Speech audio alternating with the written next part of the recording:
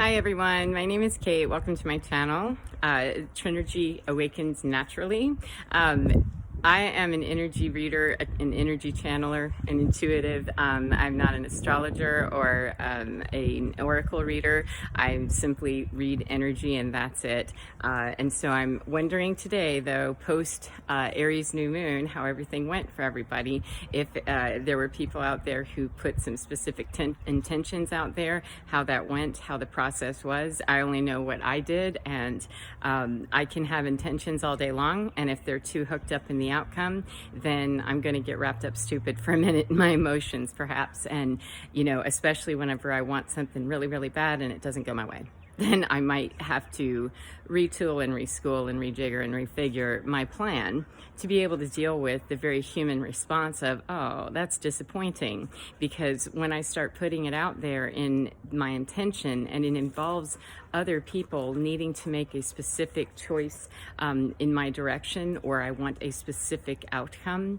I've not found that to be really great. It's helped me to narrow down, you know, the list of possibilities, because in the quantum field, there is indeed an infinite field of possibilities, and that's where your field of dreams is. You know, when we start putting too many, in my opinion, when we put too many expectations out there on that quantum field, that's going to quickly devolve, in my experience, to be a quantum field of nightmares and a battlefield, because then it turns in quite possibly to a battle of the wills and a battle of what I want versus what you want. And so I have been really working very much so, especially around this new moon in Aries last night, because, you know, I have needs, wants, desires, etc. However, I have to be self-sufficient enough in my emotional stability in my, you know, world to meet my own needs should someone disappoint me or an outcome disappoint me. And that's been a real challenge in my lifetime, because I was putting it out there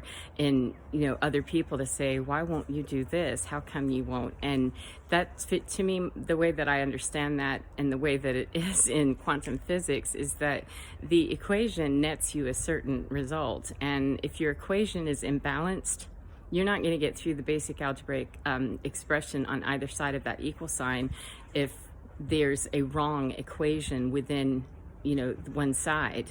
It's not going to balance. X has to equal Y. If it says X equals Y, then Y has to equal X, and it must be consistently the same all the way through the equation. And human beings are the ones who will make that math error, who will make that mistake. And emotionally, I can really get into some very bad math in a minute whenever my equation is X equals Y and this particular something, or that particular something, or I refuse to budge from what X equals. And it's a matter of the give and take of the quantum field. Is the equation is going to net the same result, period, of X equals Y. That function of reality in the astral realms, or the D's above 3D, that math is the same. The quantum field nets us exactly what we put out. So a wrong equation going out is going to net us somewhere an imbalanced equation coming back. So if I walk into a situation with a deficit of, I want this, and I'm not willing to think of anything else, or I'm not willing to reconsider, or I'm not, you know, looking to solve my side of the equation against the other side of the equation, they don't necessarily have to be fixed base operations of, you know, my X isn't willing to change. If X equals Y and Y isn't equaling X, why? What can we do? And I don't know algebra enough to speak about it any more than, you know, theoretically or metaphorically right now. So please, if there's a math genius out there that's going to try to, you know, crank on me about my math skills, that's not it's the metaphor of it. So please roll with it from that perspective, that if X is going to need to equal Y, and in that balanced quantum field, it's gonna, you know, is gonna. And so if I want X to equal Y and then Y to equal X, if one side of that isn't quite, you know, showing up, then perhaps I'm willing to work with balancing that equation with the other side of it to figure out how can we reach balance. And that happens for me, that happens through healing. That happens through statements of truth, not statements of the truth, what I want to see and only that, and then I take that and leave the rest. It happens with truth principle, things that are very related to earth principle and the stuff that runs earth, you know, and leave it up to fifth element to kind of work out the magic side of that, and grace and all of that, and the miracles, because the principles of earth related to earth science and physics, etc., they're fixed base. You're not going to change the fact that water levels. You're not going to change the properties of magnetic properties. You're not going to change the reaction in a nuclear fission or in splitting an atom. There is not going to be a change to how you equate one side of the equation to the other unless you are jockeying with one side or the other.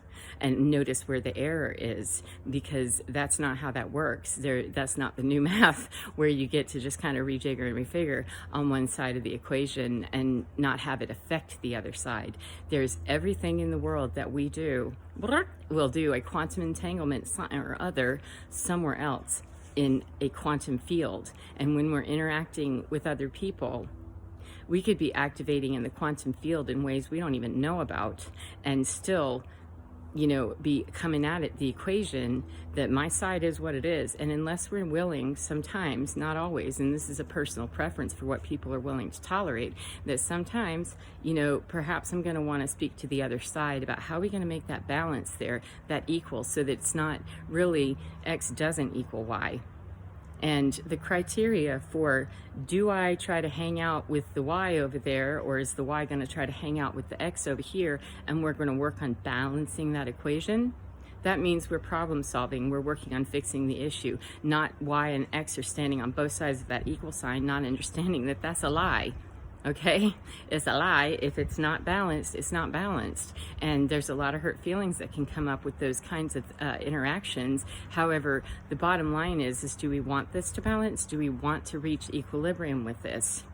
Okay, and if you do, emotionally speaking, then you're going to have to negotiate with the other side, one with the other. It's going to have to be a give and take. And if it's consistently being tossed back to X is screaming over the non-equal sign, but though it's showing that, you're wrong, you need to change something over there, and then Y screaming back over to the X, nuh-uh, it's your fault. Those are very human, anthropomorphized versions of, you know, algebra and math that don't exist. However, for the illustration of, you know, getting the idea and the metaphor, is that we have to come at it with a willingness to either change our equation on our side, or wait for somebody to change their equation on their side, or at least be communicating. And for me, I'm not going to stop very long with when there's an equal sign that needs to have a big old in the middle of it that's not equal. How long do I want to stop, I wonder, if the other side is not willing to see the imbalance or to see the non-truth of it? For instance, New Orleans, when Hurricane Katrina came blowing through, water leveled. It leveled, and it leveled Louisiana pretty hard in New Orleans when it went through because of a poor math skill.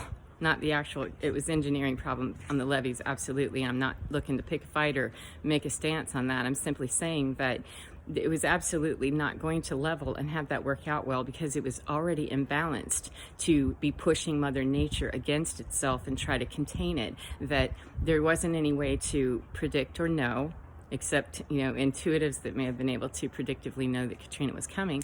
However, in math world and hard science world, there was not a way to know. They could predict if a Category 5 hurricane comes blowing through, those levees are probably not going to handle the breach very well, and they're going to crumble and fall, and we're going to have a problem. And that's where that equal sign really it needed to be, that's not an equal, that's a hanging chad waiting to be a horrible nightmare when Hurricane 5 comes through and lets you know that, yeah, the Army Corps of Engineers was correct in 1950 something when they said those levees aren't very sound, and it's a matter of playing Russian roulette and, you know, bougie Barbie night at the casino if you're going to really roll the die and expect that not to be a horrible nightmare. And so unless there was a willingness to recognize that that's not an equal sign, that's got to have the line in it, and then start fixing the problem with how do we balance that equation, because Mother Nature is going to balance it. She proved it to us, and she continues to prove it to us time and time again, whether I agree with it, whether I like it, whether I was the victim of, you know, that horrible devastation of a hurricane. really is irrelevant, because it's a matter of, it could have been prevented, blah, blah, blah. Don't even want to hang out there very long. It could have. And how do we fix it? Instead of just blindly and blithely standing around and saying, well, it'll probably be okay. I don't like to hang my odds in the, gosh, I hope, I don't have enough rabbit's feet for that. And that's, to me, a very impractical and illogical and silly place to stand, that I'm going to hope and pray for the best and then look at the quantum field, God and grace, or whomever I would believe in as the deity, either one singular or gods and goddesses or whatever, mermaids, it doesn't matter. If I'm going to look to that field of possibilities and say, well, the grace of that is that God will save us, to me, that just doesn't work. You're asking for grace from gravity. And unless, you're asking to fly or asking to stem the tide with a broom, those aren't realistic. And so, positive affirmation or not, we can have a great positive attitude. However, it's not going to change the reality of the 3D reality, and has nothing to do with 5D, or, moving out of the dimension of right here in human world. It's not really going to change that math, because it's shooting out that direction in that field of nightmares to be an incorrect equation, to try to hope and pray or wait until it's already imbalanced and it kills people, drowns them, devastates, and takes away homes, and it turns into a big sloppy mess that for decades it's going to continue to be a problem. So I will leave it at that, with just that little tidbit of how might...